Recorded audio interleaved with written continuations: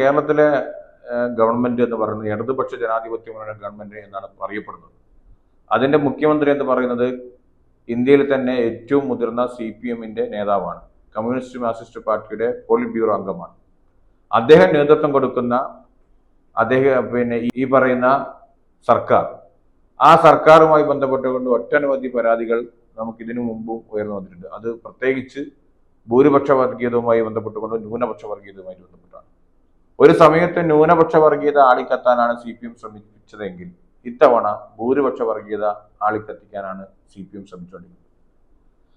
കേരളത്തിലെ ഇപ്പൊ അടുത്ത കാലത്ത് ഏറ്റവും മതസ്പർദ്ധ ഉണ്ടാക്കുന്ന സംസാരങ്ങൾ സംസാരിച്ച വെള്ളാപ്പള്ളി നടേശൻ എന്ന് പറയുന്ന SNDP-യുടെ നേതാവിനെ കേരളത്തിലെ ഗവൺമെന്റിന്റെ ഒന്നാം കാർഡിൽ അവിടത്തേക്ക് ആനയിക്കുമ്പോൾ കൃത്യമായി CPM ഉന്നം വെക്കുന്നത് കേരളത്തിലെ തീവ്ര ഹിന്ദു വോട്ടുകളെയാണ് എന്ന കാര്യത്തിൽ തർക്കവുമില്ല.